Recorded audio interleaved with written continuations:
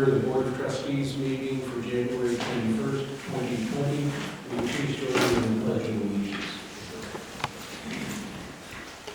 I pledge allegiance to the flag of the United States of America and to the republic for which it stands, one nation, under God, indivisible, with liberty and justice for all. Welcome, everyone. It's time for me to give my usual statement about please make sure your cell phones are off or turned to silent. Inevitably, all these things, I already checked mine though for a change of what we need this evening. Could I have a roll call, please?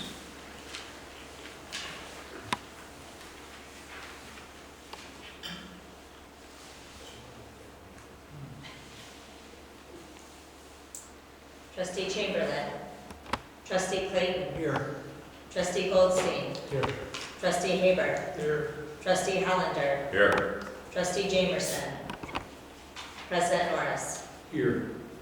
We have a quorum.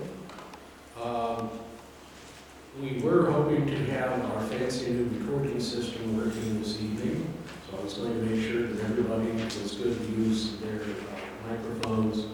However, like the next day after they showed us how to work it, when we tried to get the cameras to work, they're not working, so we're still back in the Sony age. May I have a motion for approval of minutes, please?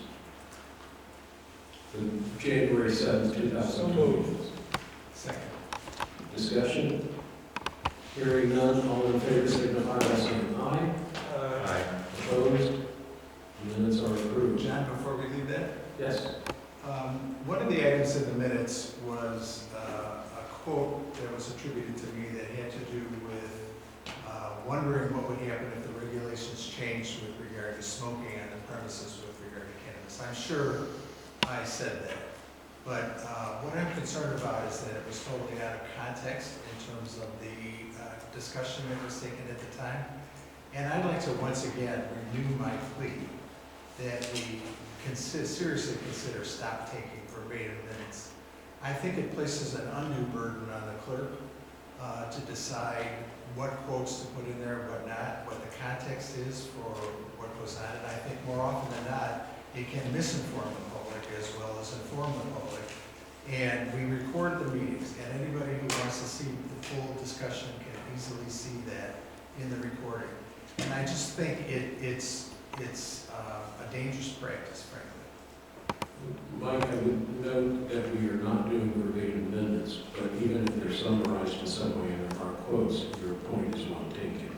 So, Daphne, we can review that more, but again, unless there's a specific need for a quote, I agree with you, we should probably be just reciting the gist of what was discussed. Henry, you're looking contemplative. Is there anything you're wanting to add? If not,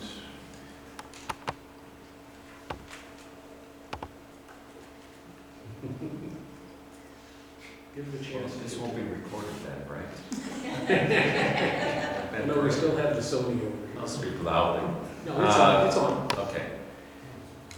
It still means that the clerk, and there's no, I don't describe any motives to the clerk, but it still means the clerk determines what's important, what isn't, what's pertinent, how much it should be stressed, how much of a discussion how much time should be spent in minutes. And if we have a video, I'm wondering whether or not the minutes of it need to be as comprehensive as they are, other than just the subjects that were brought up. We've talked about this before, but it's really only been a couple of the trustees. I have no idea, in this case, how Trustee Haber or Trustee Goldstein feel about not having minutes of this type. Well, again, we have tried to move away from. We've never had verbatim, and we have tried to move away from the semi-verbatim for just the reasons you're saying. And the clerk always had to exercise that discretion, but that's why the board reviews them. You should be making sure that they accurately reflect what occurred. You don't get to change and say, oh, I didn't really mean that. But if the minutes don't reflect what you think they should, you should be saying, well, this should be worded in another way. So, okay, you guys are working on your... Yeah, my only comment is quoted probably accurately, but out of context. And I do think that it could backfire and have the opposite effect of the intention. So I agree, I think if somebody wants to see the video, I don't know, do we have those online, are they available? Yes. Can you just click and play? Yeah. Then I don't know why. Well, we do have to have written records. And again, the clerk and I can work on trying to make them sufficient legally and able to convey the gist of what occurred and try to avoid the problems being described. But I would also repeat that I would hope the board would take a look if you see something that you think is inaccurate or could cause someone to misunderstand what you were saying. Please, the clerk doesn't feel at all constrained in making those changes, and I think we all want that. Mike? Yeah, this isn't a criticism on Daphne, but my thought is that it's not the minutes' fault. I mean, the minutes should accurately describe what goes on here. So that's not the problem. The problem is not having minutes. The problem might be whether the minutes are accurately describing what goes on here. So, you know, we shouldn't kill the messenger, we shouldn't kill the minutes just because they're sometimes taken out of context. We should fix the minutes. And so I think, you know, we've done that in the past, actually painstakingly, where we used to spend an inordinate amount of time on the minutes, you know, like a half an hour before each meeting, and then we decided to circulate those minutes before the meeting so that we could all make our comments beforehand, and that's really the time to make those comments. If something's taken out of context, you know, tell the person who's doing the minutes, the clerk, and she'll make those corrections, and then they'll be accurate. But from a legal standpoint, I think we need to have written minutes. And Daphne and her predecessor both. No, have been no one is trying to set suggesting that that we up. don't. Then misunderstood part of what I was hearing there. But, okay, and I do agree with your point, is we do want to make sure that they accurately reflect what went on. So Daphne and I will work to make, oh, yes, Eric and then Daphne. One other comment, I mean, Daphne is really not even the messenger. It's whoever's actually recording the conversations, those need to be accurate as well. And Jerry does a great job, but we need to make sure that the information Daphne is giving is also accurate. Well, it is, and Daphne usually gets a lot from Jerry, but I will again point out that the board is the final backstop. And again, we used to go through with every period and every T crossed, and we've been much better by cutting back because I think we've reflected more accurately what's going on. So, Daphne? And I wanted to add that Jerry transcribes for Village of Deerfield also, and she gives us information similar to what she gives Deerfield. And I do pare it down sometimes if it's wordy, there's errors in there that I'll flip around. To me, the written is very important because the videos that we post, if anybody is hearing impaired or, you know, has a problem, they want to be able to read a summary as well. But I'm certainly open to feedback and guidelines. But legally, we are responsible for having, yeah. Interject for a moment. This is curious because the history of this is that the minutes were very abbreviated, and probably about 10 years ago, I remember Trustee Kunchen and another number of trustees saying the minutes were way too abbreviated because of what was going on. And then there was a huge effort to expand minutes. When Irene became clerk, she said the minutes are impossible. You can't do all this. The legal standard is a summary of the important things that occur, a summary. So Irene discussed with me a number of times and shortened them considerably. And I haven't really noticed that they've gotten longer again. I don't think they have, but there's definitely, just in our own village experience, there's a yin and yang, a push between too much and too little. And so if you think that direct attribution of quotes is too much because it's hard to get right and they don't have full context, it's not necessary to have direct attribution of quotes in order to have a summary. So maybe the solution is to try and look a little more at trying to get to the summary of what occurred, and then again, the board will be the guiding force for how much detail you want. That certainly would be more in line with what I was hoping we would get to. that the summary and or the discussion without having attribution would make it much easier. I think what we're demonstrating is the human trait that whatever we're doing now, somebody wants to change it, because that changes it again. Even if it's going back to what we did before, and we'll circle around again, so. And Bob, point taken, we'll look at the minutes and try to make sure that quotes are limited and certainly not put in where they could be misinterpreted. Village ecologist is not here, treasurer's report, Mike. If we could first get up the summary of revenue and expenses.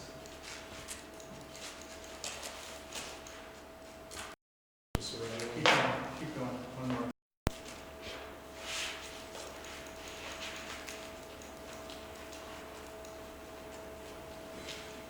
Okay, I think because this is the end of the year, it's worthwhile just to take a minute to kind of go over some of the highlights, if you will, of the end of the year results. And starting with revenues under administration, there was a mix of effects up and down in the revenue line, but of course the increase over budget was dominated by the landmark transaction, and we'll talk a little bit more about that on the next page. Everything else except for the police in terms of revenue was down. In terms of the expenditures, the administrative line looks high relative to the budget. That has to do with the woodland restoration costs that were incurred earlier in the year. And also, we prepaid some property and liability insurance payments at the end of the year, which drove up expenses, but will skew a little bit the results for next year.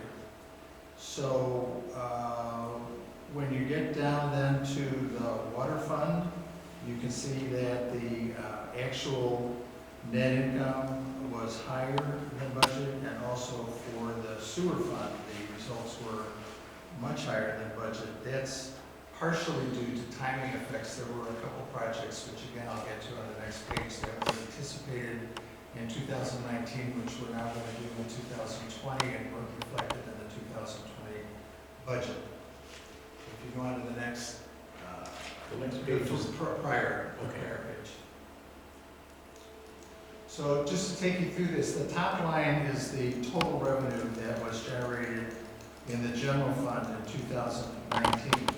If we back out the landmark proceeds from that number, then we have kind of an ongoing leaving 2019 revenue number of about $3,498,000. That compares to the 2020 budget revenue of $3,283,000, so we're down, according to the budget, about $215,000 overall. When you look at total expenses in 2019, then you take away from that the woodland restoration expenses and the insurance prepayments, which I estimated from the detail at this point. So we have an ongoing expense of about $3,456,000. That compares to a 2020 budget estimate for expenses less the campus of $3,556,000. So our expenses are going up according to the budget next year on an ongoing basis about $99,000. So this year we had a net ongoing net income and loss of $42,000. Next year, the number that's all the way over on the right, the $314,787, is the projected deficit for next year, not including the campus. If we roll the campus back into that, then the deficit is $632,000. When we look at the water fund, we have investments in cash that total at the end of the year $2,372,000. This is slightly different than the cash report that's also in the packet. There's a difference of $10,000 or $15,000 that I have to investigate yet, but the numbers are directionally correct. We have a 2020 budget estimated net revenue of $76,000, and we also have projects that are not in the budget of $150,000. So that means we have an estimated end of the year at 2020 balance in the water fund of $2,298,000, and we have a target of $2 million, so we're staying above budget on that. With regard to the sewer fund, we have investments in cash that total $1,336,259. We have estimated net revenue in the sewer fund in the budget of $36,787. We have a project that's not in the budget for the Timbers Lift Station, and that's billed by the county. So the closest estimate I had was $130,000. So that gets us to an end of the year estimated fund balance of $1,243,000. And again, we have a $1 million target for that fund, so we will end the year above target if we come in out budget. And then lastly, the last report we have is the cash and investment summary report. And that's pretty much consistent with prior months.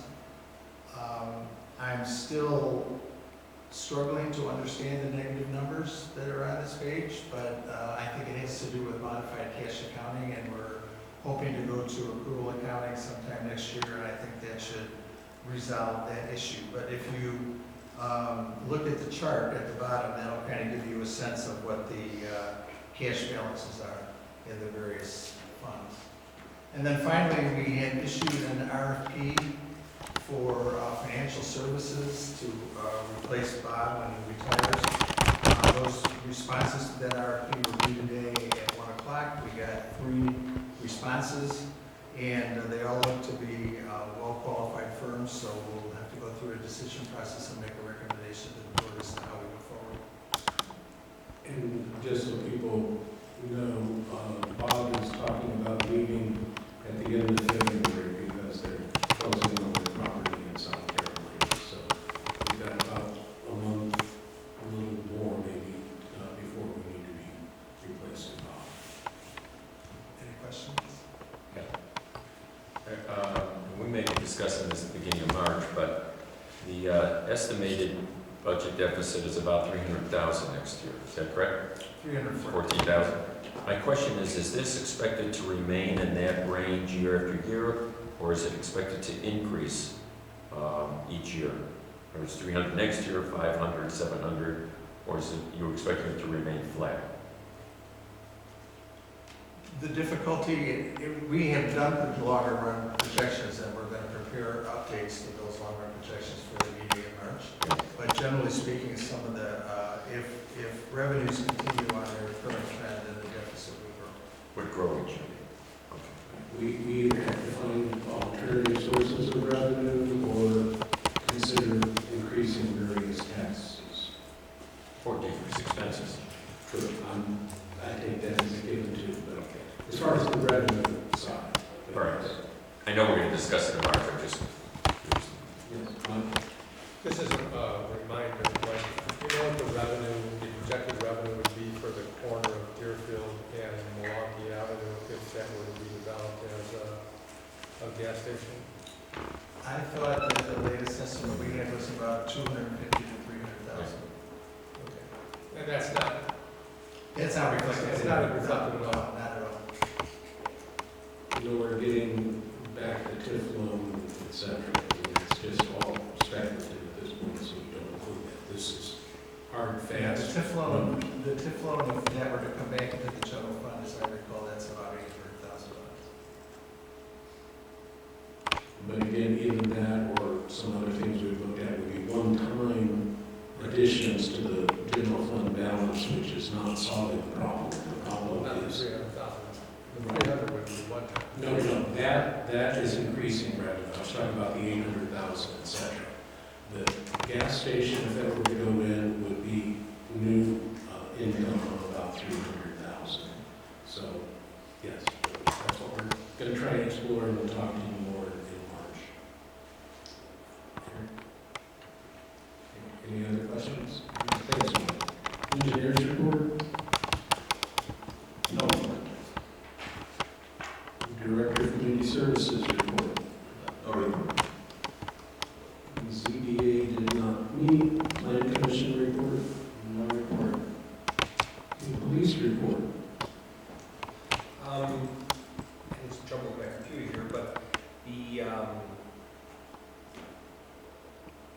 microphone. The police activity is in the board packet. Additionally, I can't read the date on my computer, but I believe it was the January 16th, we had a burglary on Glen Eagle. Person was gone for a few hours in the morning, came home to find out that their front door had been broken down and their belongings had been gone through. So we're actively investigating that. On the 11th, we responded to a domestic dispute and found out that a shot had been fired from a handgun in the house. And we believe that alcohol was involved. It wasn't fired at anybody. It was fired in a bedroom by accident. I believe it was an accidental discharge. So no arrests were made. But I did send the officer to obtain a firearms. But basically, it was a firearms restraining order. There's something new that came into effect in January of 2019, where if a relative or the police believe that somebody is a threat to themselves or others, that the judge can issue a restraining order for up to 6 months to keep them from possessing a firearm and also suspending their firearm owner's identification card.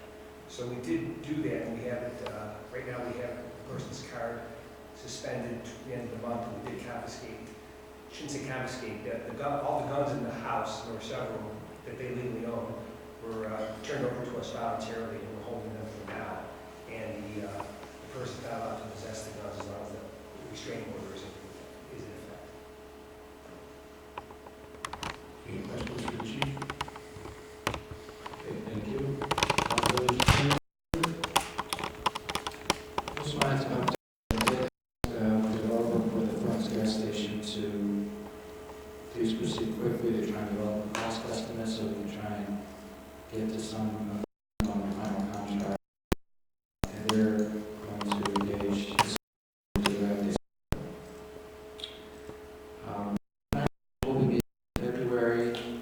We're looking at definitions of size, and probably in connection with that at some point, how to deal with family situations such as, begin with, we've been looking, we've been interrupted by a couple of things, but we're going back to look at defined family, which we have a fairly old kind of archaic definition in the zoning code. Then we have, just coming up, just to give you a preview of coming attractions, we have a number of, a couple of SSAs that want to propose to be formed, new SSAs. One SSA wants to get authority to issue bonds. So I think, even though the mayor's going to be with us perhaps at the next meeting, we may have a couple of ordinances to propose these SSAs or bond issues for the board to consider. And also, we're working on updating personnel manual. Because of the cannabis legislation, there are a number of changes. There have been 3 or 4 different amendments over the last year or two that we haven't probably fully reflected, so that will also be coming up, not at the next meeting, but we are working to try and get all of the latest changes that we need into the personnel manual. At some point, the chief and I are going to work on revising the police regulations for possession of marijuana to bring them in line with the state law. Apparently, it's more complicated than we thought. Just to give an example, we have an ordinance that deals with parental supervision of party. Has anyone really thought about what happens? You know, I don't recall exactly what the standard is in terms of securing our people on premises, but communities are looking at and it's not just the possession violation itself, there are other interrelated ordinances to look at.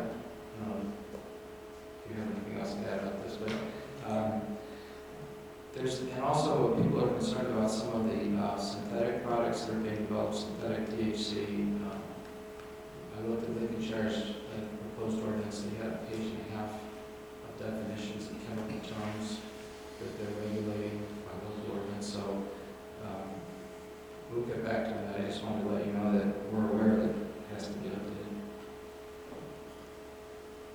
Any questions for the village attorney? Hearing none. Moving on then to general information items and comments from the president. Oops. I could say both are good news, depending on their point of view. One, I won't be at the next board meeting. So trustee Haber will be handling the chair. Second is to remind everybody about the wine and cheese party, which is the 27th. Again, encourage everybody to attend. Granted, this audience is primarily the usual suspects, so it's not exactly telling you to all come mingle with people. But I would encourage especially the board to come, because we do have large attendance at this. It's a good opportunity to meet with residents, and they will bend your ear, as those of us that have attended in the past know. But when they do it face to face, it's a little better than some of those anonymous emails or over the phone. So I certainly encourage you to come to those. Are there any visitors wishing to address the board this evening? Hearing none, do I have a motion for approval? Oh, I do have one. Yes, I'm sorry. I just had a question, I had a couple questions about cannabis ordinance, so I don't know if now is the appropriate time, or I don't know if you I have can- comments then? Let's hold it for that, Sure. because I think we'll have some discussion at that point with the board to discuss otherwise. Do I have a motion for approval of bills? Move some of Need a second? Got to pay the bills, folks. Second. Any specific questions? If not, may I have a roll call, please, for approval of bills? Trustee Chamberlain? Trustee Clayton? Aye. Trustee Goldstein? Aye. Trustee Haber? Trustee Hollander? Aye.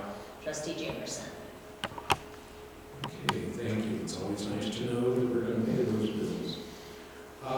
First item of business under action items, nomination of Scott Levine to be on the Plan Commission.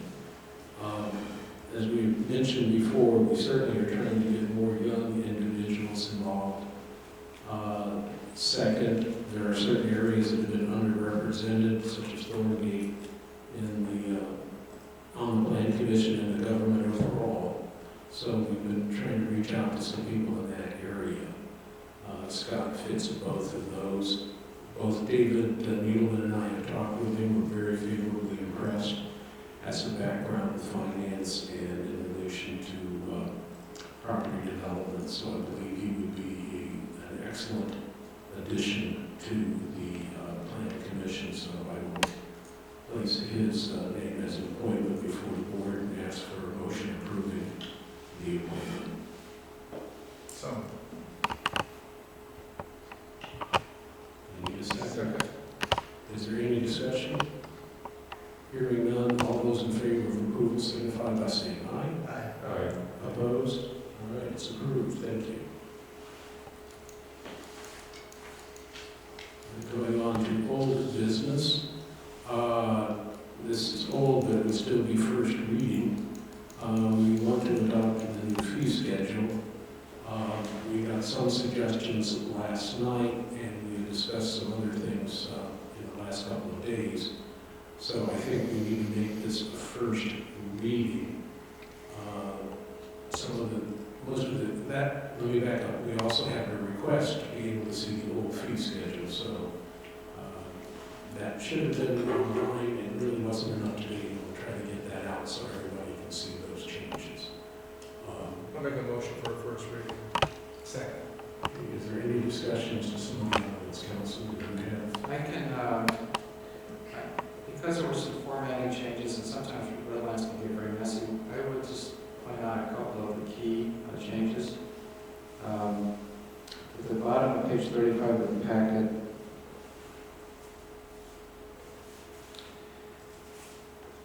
get there. It's the first page of the fee schedule. The full body, the entire fee schedule was passed in 2015. Then there have been 3 or 4 ordinances where we amended particular sections. This ordinance would now restate the entire fee schedule. Many of the line items are the same, but I'll just point out that, for example, we picked up that we now have a film production permit. We increased the fee for the solicitor permit. Those are all under business licenses. One of Trustee Haber's suggestions was to increase the license amount to $150 for some of these licenses. We'll show you that in the next draft. At the bottom, the standard sanitary sewer charges, all of these charges have been bumped up in accordance with Packman's recommendation because of our new experience and the actual increased cost of extending sewer. So all of those will be different. In fact, in each instance where we talk about the charge and then we talk about the Lake County Public Works charge, Pat has suggested some additional language because apparently it's hard to pin down exactly. The Lake County Public Works charge changes from time to time, and maybe it's better to just say it's the charge or whatever. It's our charge plus whatever Lake County has. But Pat, you want to?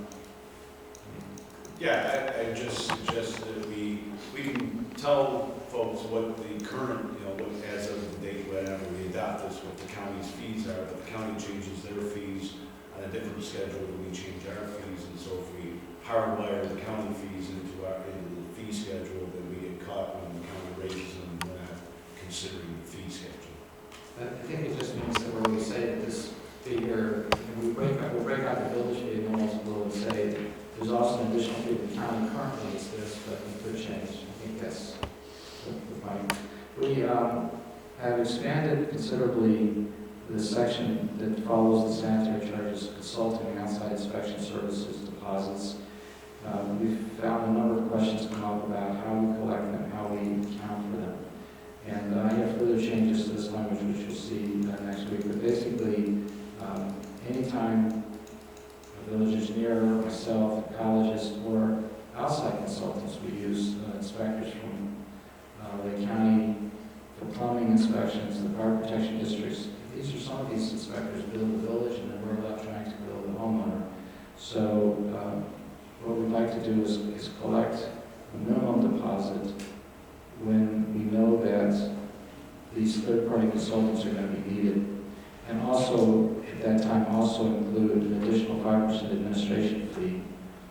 And you'll see the language talks about when it falls below a certain level, the owner or applicant having to replenish the deposit. These amounts or the categories were suggested by Trustee Jamerson. We tried to provide a minimum small scope project at only $2,000, but many of the other projects, once you get into disturbance of the woodlands, grading changes, anything that requires services of other consultants, some of the amounts we've been collecting in the past just weren't sufficient. So I think, John, everyone in the village has sort of had a voice in trying to get this section updated a little bit so we don't fall behind. Just to add to that, while Bruce is catching his breath, we've been working on the accounting system to be able to keep track and be able to get a warning as it's getting closer so that we can advise people they need to replenish, because as some of us who have to collect from clients after the fact sometimes will tell you it's a lot harder to get it after the job's done than while they still want something to happen. So we want to make sure we stay ahead of it. Flipping to the next page, I'll sort of speed along here. There's been no change to the liquor license fees, I don't think. The ecological cost share programs were all set by one of those interim ordinances back in 2018. The road special service area fees that we approved, I think that was in 2019, are now shown in the ordinance fee schedule. No other changes here through the end of this first part of the fee schedule. Trustee Haber suggested there might be a different water user charge for filling a swimming pool. One of the questions we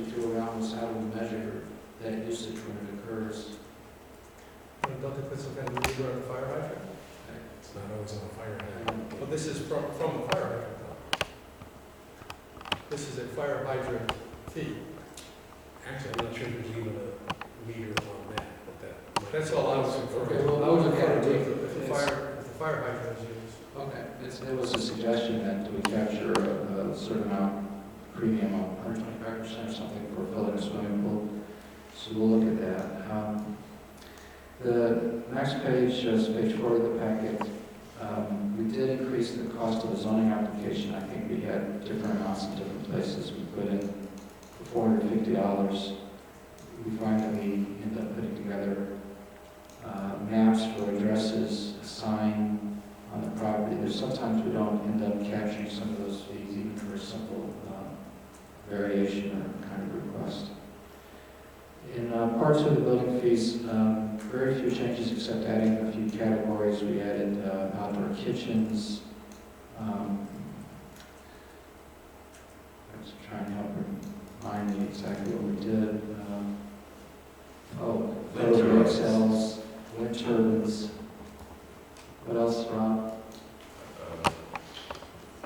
Solar panels, photovoltaic. panels. So when you get the red line, you see, but basically, we did, I think the, most of those fees, there are a couple, but not, I think most of them are consistent with what we have. Any questions this evening? If not, please forward any comments that you might have to Bruce in the interim. And all those in favor of holding first reading on the ordinance, updating the permit, or excuse me, the various fees on the fee schedule, signify by saying aye. Opposed? We're approved. Moving on then to old business is an ordinance amending the text of the Riverwood zoning ordinance pertaining to cannabis dispensaries and certain uses under the mixed-use plan development regulations. Council? Only one change on the second page of the ordinance, it's page 45 of the packet. Suggested rewording of the last sentence in the definition of cannabis dispensary is highlighted in a blue font. Any questions from the board? Comments from the public?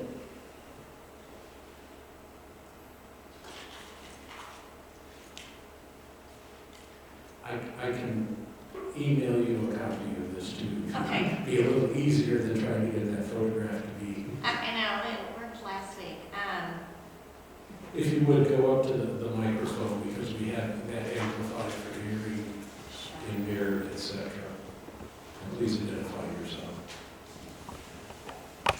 Good evening, my name is Catherine Spencer, and I'm the program coordinator for Community the Anti-Drug Coalition. We're the youth drug and alcohol prevention coalition for all the feeder communities into District 113, which includes Riverwoods. And, you know, as your community coalition, we're here to provide resources. And I didn't have a chance to look at, I know the amendment was talked about, or the ordinance was talked about last week, and I know there were some changes made to it. I didn't see what the changes ended up being, but I just wanted to ask a few questions. And one of them is just if you considered adding any language about prohibiting on-site consumption, and perhaps it's in there, again, I apologize, I haven't seen it. Is it, I'm looking at it now? I can answer that. Okay. The current definition of cannabis dispensary, it says towards the end of the definition, a cannabis dispensary, if legally entitled to operate pursuant to this title, shall not authorize or permit the smoking, consumption, or use of cannabis in any form within or about the facility. Okay, because most of all the other ordinances we've looked at, except for one, have had that in there, so we just wanted to make sure you guys. Our police chief was rather insistent that we have that due to the manner in which THC affects almost immediately. Right. He was more worried about people being able to Then getting influence. into a car and walking is a little different than alcohol. Okay, great. And then we also just wanted to ask a question if you would consider limiting, I know at this point it doesn't look like there will be one, but just for future, limiting it to just one dispensary. Right now, the only, so we had looked at this through the lens of zoning. The state law talks about allowing cannabis dispensaries through zoning or not. And so the only location that this could be allowed right now in the village is one location in the shopping area where it could occur. There's no other place. So since the state law says you can't have them within 1,500 feet of each other, the practical effect is if one comes into the village where it's allowed here, there will only be one. I just didn't know if in the future things are redeveloped and things change, but it would be good to have it in the ordinance for just one. But I understand, and I knew that. Let me add on to that. When the Plan Commission heard this, and at the time it was not known, that it was going to end up where it is now, the Plan Commission at that time recommended to the board that there only be one in the village, regardless of whether or not there were multiple areas where it could be. Okay. Yeah, so I just didn't know if you want to include that in the ordinance to only allow one. Just some thoughts. Thank you. Thank you. Are there any other questions or comments from the public? All right, one last call on the board. Hearing none, do I have a motion for second reading and approval of an ordinance amending the text of the Riverwood zoning ordinance pertaining to cannabis dispensaries and certain uses under the mixed-use plan development regulations? So, Second. Further discussion? Hearing none, roll call please. Trustee Chamberlain? Trustee Clayton? aye. Trustee Goldstein? Trustee Haber? Trustee Hollander? Aye. Trustee Jamerson? Ordinance 200101. All right, then there's nothing else on the agenda for action items. I know no reason to go into executive session. It does remind me though, I should inform the board that our council has filed a motion to dismiss in relation to the suit naming us as a defendant, and because our name is Riverwoods, when they really want to sue the Lincolnshire Riverwoods Fire Department. So the plaintiffs are opposing it. So far, they think they want to take my deposition. I'm not sure what I'm going to tell them, other than the fire department is not part of us and we have no control, but we'll see what happens. I will ask for compensation if they take that deposition and don't come up with something other than this in my affidavit. So, does anyone know of any reason to go into executive session? Anyone have anything to do with the order? If not, the next board meeting is set for February 4th, 2020 at 7:30. Do I have a motion to adjourn? You guys want to stay here all night? Gotta have a motion to adjourn. I still need a second. Okay, I like you guys too. All those in favor of adjourned, signify by saying aye. Aye. Opposed? Aye.